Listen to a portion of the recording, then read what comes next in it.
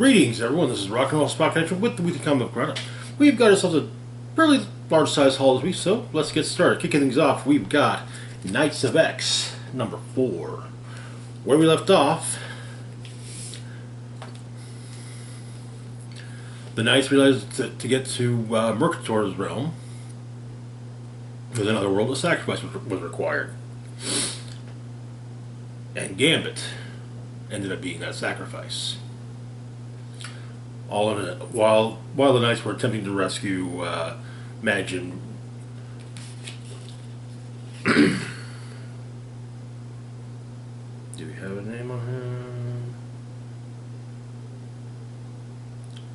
Majin Jaspers from Merlin's forces. So we begin with Arthur, his knights, the Furies, continuing their attack on the Crooked Market. However, now that Jim is free, Jim's able to lend a hand against Arthur and crew. The Knights are torn on whether or not whether to stick around or not. But Jim opens them a portal to Mercator, and they go through. However, Arthur and his Knights promptly follow. Mercator shows up to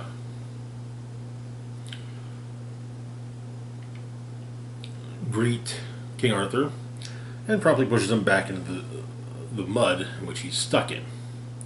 There's also a letter from Arthur to Merlin basically explaining that he does intend to reconcile with Mordred. But elsewhere in Mercator's realm, Richter seemingly encounters Apocalypse. Megan encounters Brian, though it's very clearly not Brian. Mordred faces Arthur, who states that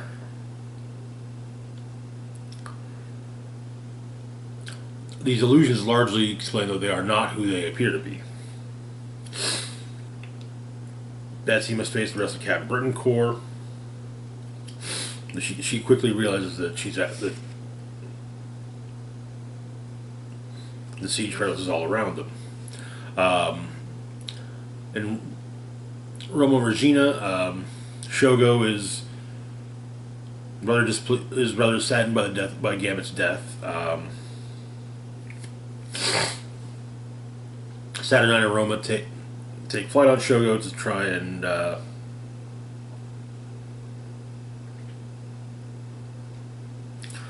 to catch up to the Knights. And Rachel is basically told that Betsy's in trouble. There's also a write-up on Rachel and the Ascani timeline. One interesting fact that is noted here is that while there are other while within the multiverse, various Rachel Summers exist who are the daughter of Cyclops and the Phoenix possessed Jean Grey. They are not variants of the Rachel Summers that appears in X-Men books, but rather a completely different person. The Rachel Summers that features prominently within the X-Men books actually is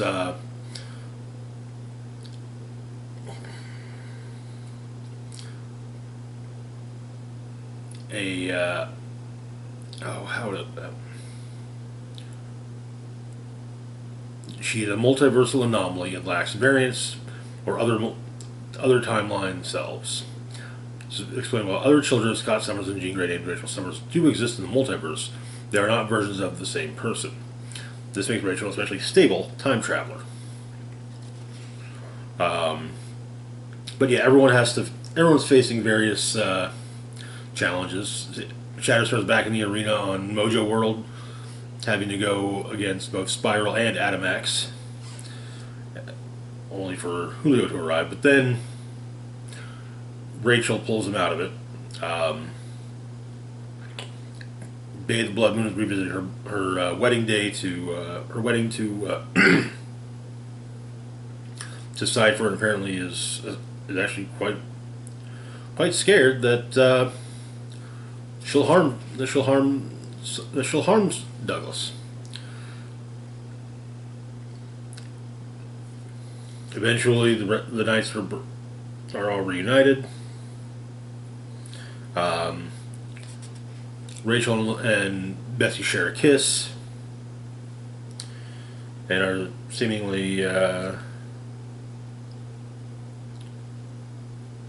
surrounded by rainbow butterflies. They were created by Mercator, Absalom Mercator to be exact, aka Mr. M. However, it turns out that Shogo and Roma are on their way to join them. The two are being pursued by Merlin, and that is where the issue ends. Okay, all right. The death of Gambit still makes me a little sad. I know I've brought this up in the last 4 months, but Excalibur wasn't my favorite of the Dawn of X book titles. The stories were interesting, but they didn't grab me. Even with some of my favorite characters being involved, it was still just kind of meh. It never felt like it didn't. They didn't feel like X-Men books, so to speak. But Knights of X feels like an X-Men book, and I'm really digging the series so far. Anyway, moving on to our next book, we got the kickoff of this summer's big Marvel crossover event, Avengers X-Men Eternals, Judgment Day. So we've already had a preview, a couple lead-in issue, a lead-in issue, and as well as a couple pages that led into that lead-in issue. Moira McTaggart is continuing to is more than happy to tell mutant kind's enemies the secrets of Krakoa, and she had into the corporation that kind of backs the the Eternals, some of the Eternals run, basically to ensure the survival of the machine known as Earth. But she gave them the names of the Five. So we begin. The mankind is very obviously not happy still about the revelation of mutant resurrection. Tony Stark is meeting with Cersei, and however, it's a ruse. She's taken prisoner, but she's captured by the Avengers, namely Echo, Phoenix, Thor, and Captain Marvel, to be taken to Avengers Mountain. There are protesters up to the treehouse.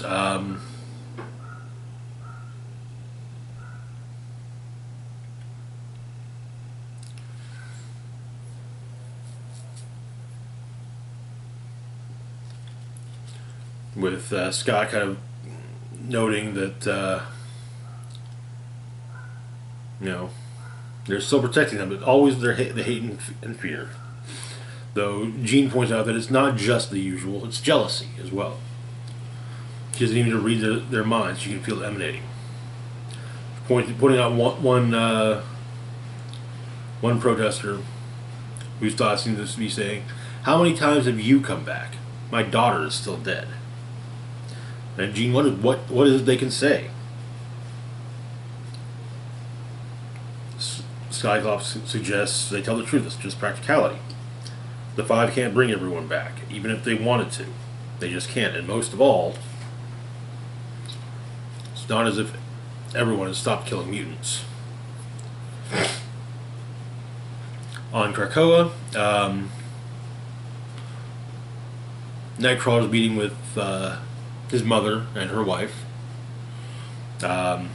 I don't know. I don't think there was. I don't think there's in the time as Destiny was dead at the time that Nightcrawler discovered that Mystique was his mother. I don't think that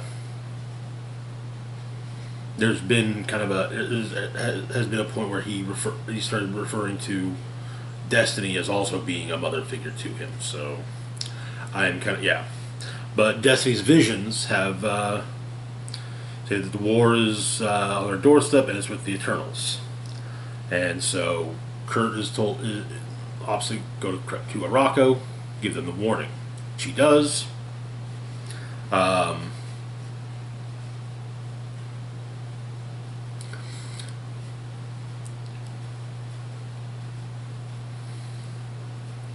the council is about to meet. The Great Ring needs to know what's going on.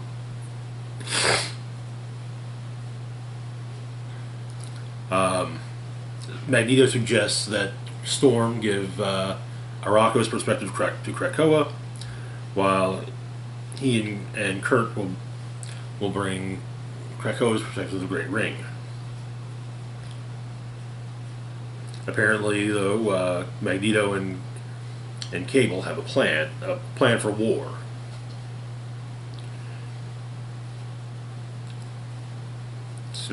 However, he said that he has a few thoughts about how to take the Eternals on. Not saying it'll be easy, but nothing they can't handle.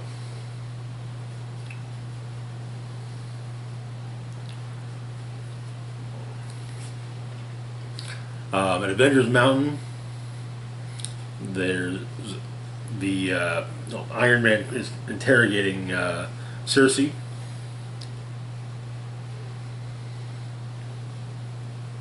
Apparently, a lot of changes have been made since the last time the Eternals popped into Avengers Mountain.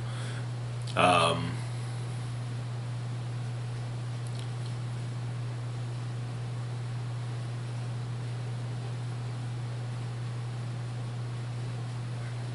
and the fact that they were allied with Thanos. He was their leader at the time. But Cap comes in and basically just says, the Eternals are going to war. Tell us what you know. Which apparently should be noted, there are two factions within the Eternals. It has been recently revealed that when an Eternal dies, the machine known as Earth kills a human and then resurrects that Eternal. Kind of a keeping things kind of balanced number-wise. Some of the Eternals, Cersei included, are now doing what they can to avoid dying unless absolutely necessary.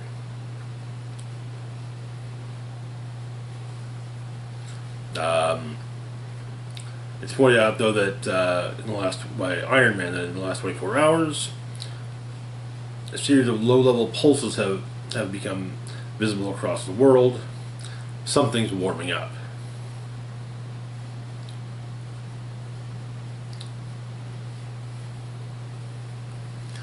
But Cersei explains to Cap and Iron Man that the Eternals are not a team, they're a society that her friends have left. That she's not the Eternal they need to worry about.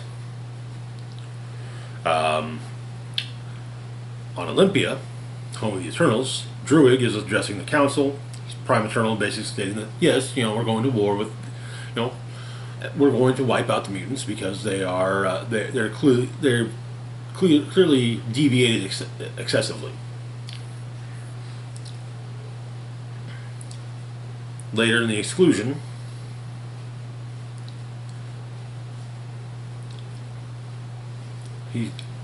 Druig sends his first, basically kicks off the war between the mutants and the Eternals by sending Uranos the Undying to Arakko. At the Damocles Foundation's corporate headquarters, Moira McTaggart has given Druig further information on the Eternals, or on Krakoa. namely their defenses. And so,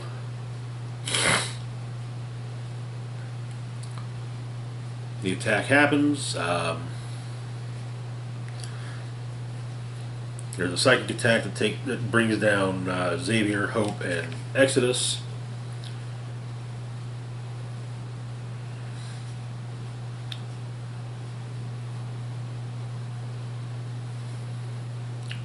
Not permanently, more just incapacitating them. The X-Men arrive promptly.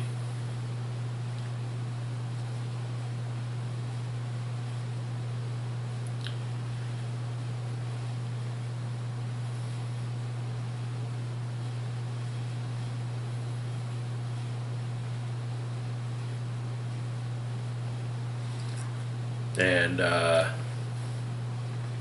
give a brief glimpse of the Great Ring.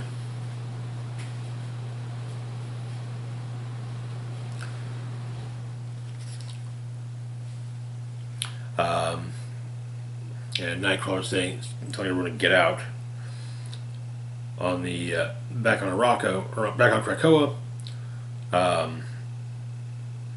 Wolverine has found Egg's dead body. Makes his way to the council chambers.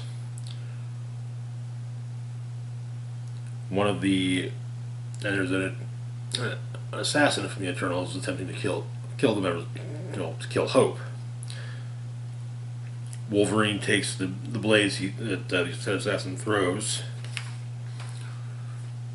and the assassin leaves.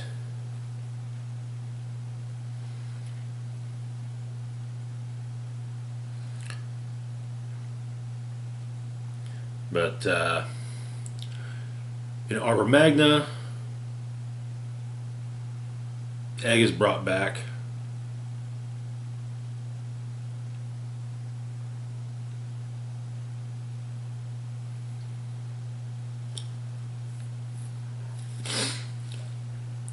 Wolverine suggests getting, as much as he hates to suggest it, bringing in Beast, Brand, and Cable, because the Eternals know how to hurt them. At that point, Nightcrawler arrives.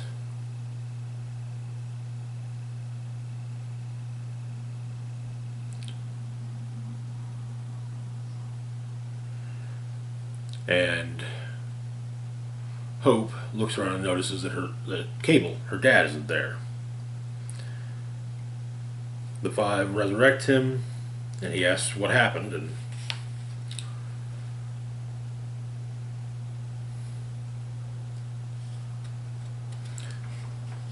then an hour, Uranos massacred Arakko.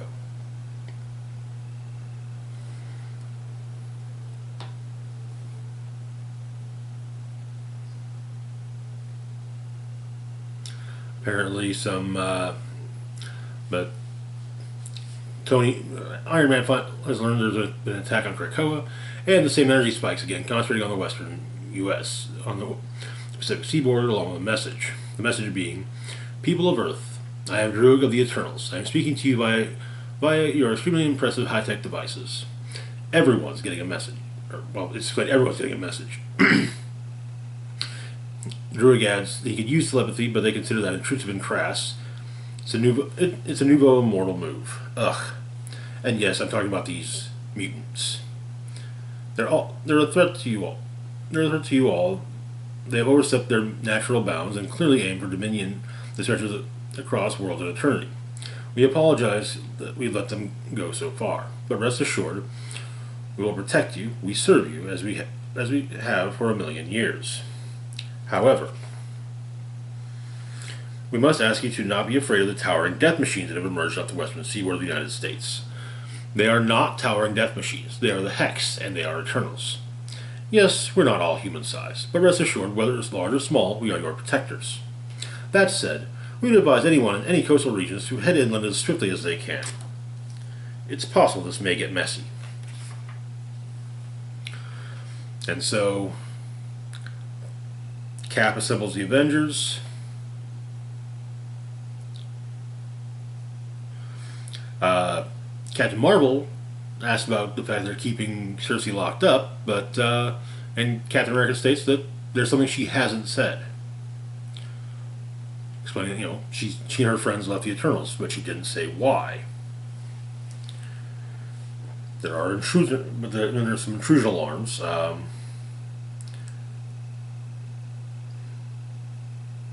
As Makari and Ajak arrive with Mr. Sinister, intending to enact their plan of making a god,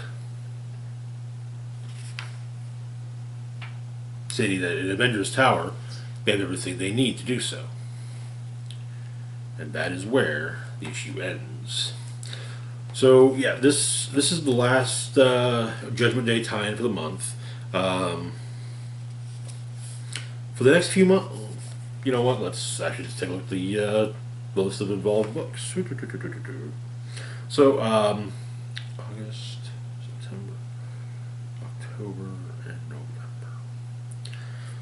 So for the next 4 months, the first Monday of the month will be Mutant Monday, focusing on, which will also serve as an event recap for Judgment Day, as it is largely a crossover focusing on the X-Men and the Eternals. Avengers are involved, as will be the Fantastic Four and Spider-Man. So,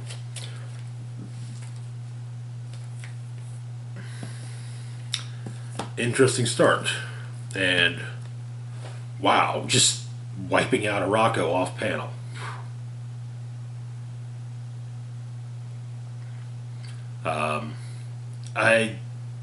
I'm loath to think what this means for X-Men Red, because X-Men Red is by and far one of the best X-Men books there is right now. Moving on, though, to our next book, we've got Deadpool, Bad Blood #3. Where we left off, Deadpool and Garrison Kane, aka Weapon X, had caught up with Thumper. Though it appeared that and Thumper got the drop on both Kane and Deadpool, blasting Kane and before turning his attention to Deadpool.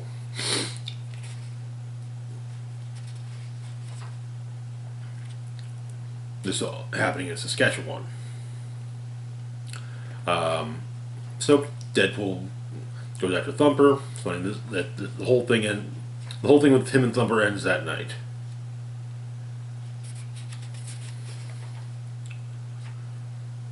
And the fight continues with Thumper actually talking for once, saying "rad as hell."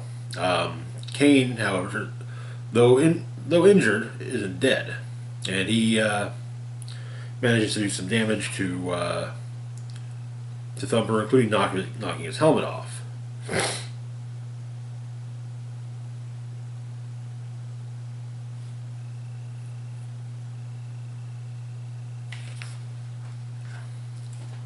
And Deadpool opts to save Thumper and shoots Kane in the face before teleporting away, along with Thumper and Thumper's files. Turns out, Thumper is Miles Ellison, Wade's best bud in high school. It's explained that Miles was always that kid. Quiet, kept himself, awkward around pinatas, your average little weirdo. And he was Wade's best buddy. Turns out, shortly after high school, Wade was recruited into began his mercenary career.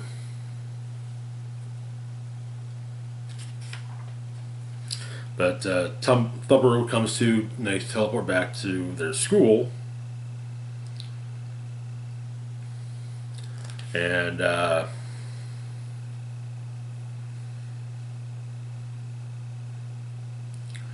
get a flashback to apparently one of the various things Wade was tested on was his marksmanship this was done at the local PD, presumably as they have a firing range. And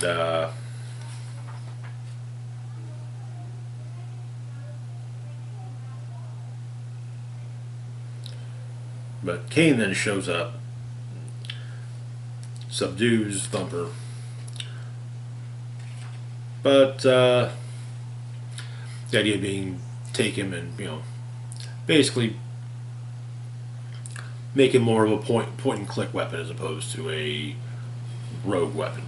But Deadpool ain't having that, and that is where the issue ends. I mean, I am enjoying Bad Blood. It's a little. It's about as deep as a petri dish and with as much substance as just as a stiff breeze. But yeah, it's fun.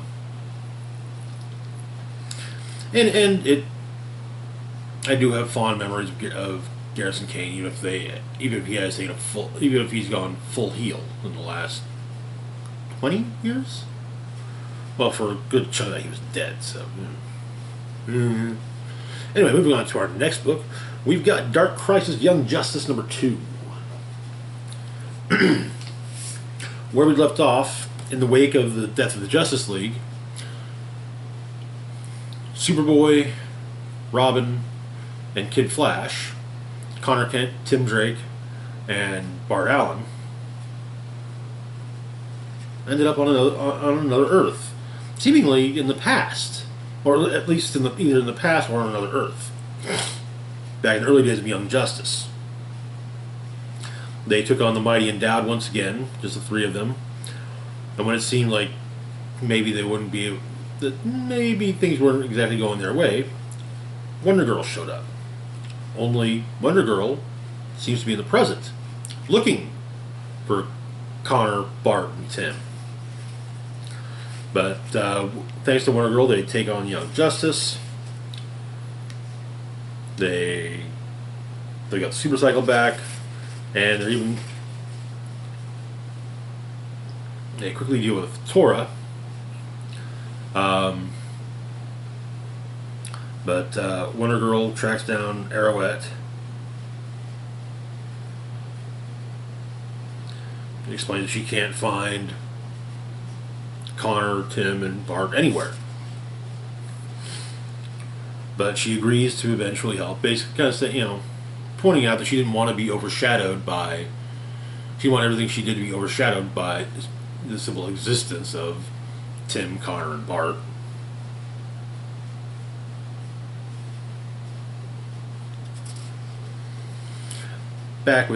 Speaking of which, back with them, they are brought to the Justice League's Watchtower.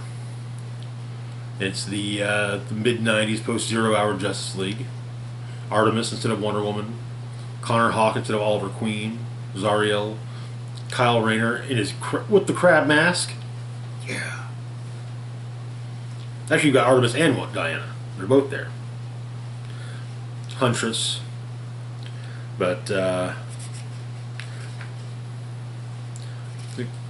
Superman explains there's some things they need to discuss, and so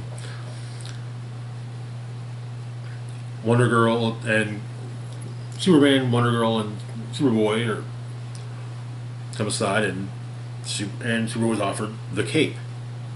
Elsewhere, Wonder Girl, Flash, Wally, and Bart are in the trophy room, and Wally passes on the mantle to Bart.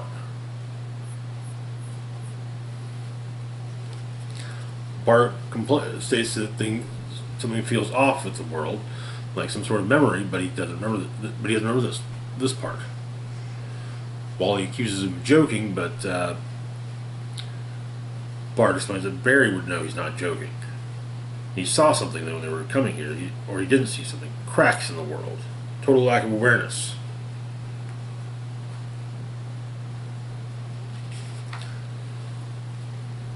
And elsewhere, Tim is offered the cowl, and he has to think about it if that's what he really wants. And Wonder Girl suggests that he get back together with Spoiler, but Tim states that he doesn't want to date Stephanie because he's dating Bernard. And Batman tells him that he will. She's Stephanie's destiny once he's out of this phase. And so the three discuss over lunch at the JLA table. And while both Tim and Bart agree that something is very off, Superboy's kind of thinking, maybe it's not. Adding that, he never died on that Earth. Elsewhere, in the present, Wonder Girl's trying to track down Red Tornado, but is instead run into Red Volcano, who is stopped by Red Tornado. Apparently, he's missed Young Justice and gives Cassie and Sissy both a big hugs, which, well, Sissy points out that breathing isn't. She really likes to breathe. The Young Justice are still continuing to wonder what's going on, but the Super Cycle hits a rock, knocking them out and knocking them off of it. Zombies arrive, but none of their powers seem to be worth anything. So Superboy flies them out.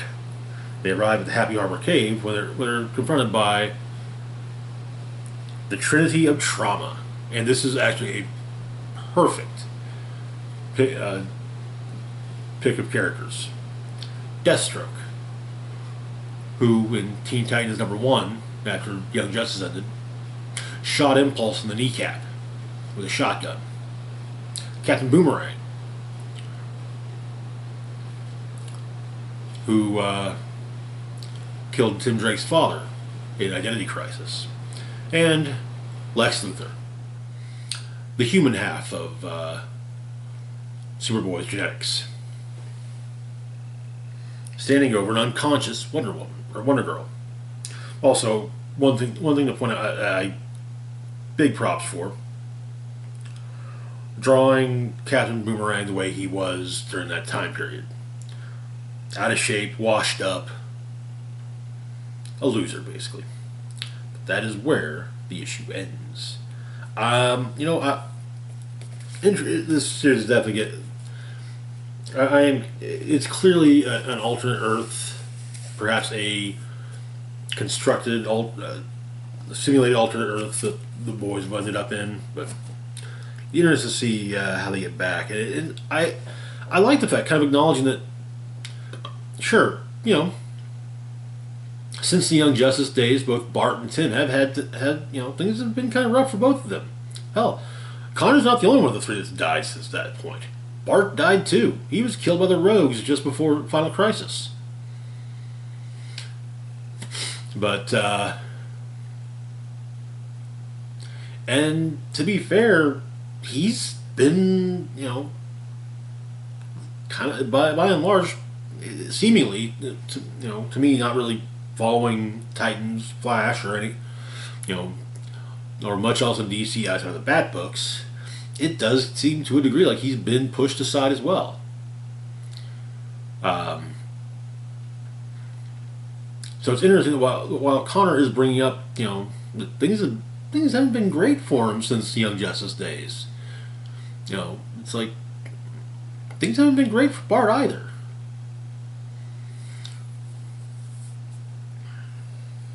Hell, things haven't exactly been great with Tim either. I mean, he was nearly beaten to death by his adopted brother when they first met. He's pretty much been, he went from being the Robin who wanted to be Robin to being just another member of the Bat family. I appreciate the fact that they're with Robin, with Damian being kind of on his own, doing his own thing. I like the fact that they are kind of having Tim come back in as a more independent Robin. But anyway, moving on to our next book, our last book for the moment, we've got The Flash number 784. The Speedsters, Wally, Max Mercury, Jesse Quick, Wallace West. can't remember if Bart was was one of them or not that was sent through, but they're all searching for Barry Allen. They have basically dimensional GPS locators. It seems that Max and Jesse have found him on a post-apocalyptic Earth, but it's not their Barry. Wally and Wallace seem to have found him, however, or also may have actually found Barry himself, like their Barry. But it seems like he's stuck in the Silver Age. But Max and Jesse save the Barry they've found for the moment. But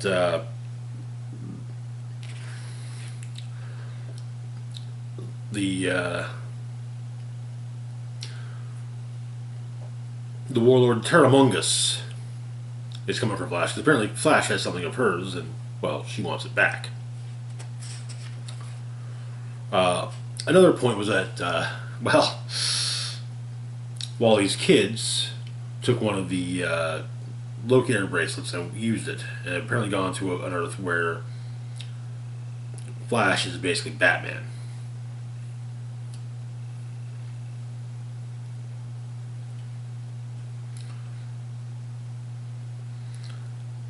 Where he called himself Night Flash.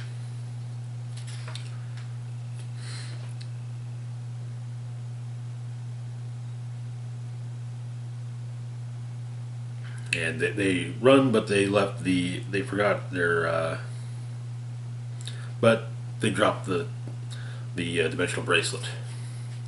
But someone motions them over, saying they don't have much time. Back with Wally and Wallace, they're doing recon to figure out what's going on. Wally goes to speak to Barry, but Barry is seeing Eobard Bond, the Reverse Flash, and responds accordingly. Every time, but Wally tries to snap Barry out of it, but it doesn't. It doesn't seem to entirely work. Wallace heads back to Wally's home. He's back in the silver and black costume. He runs into Wally. That world's Wally.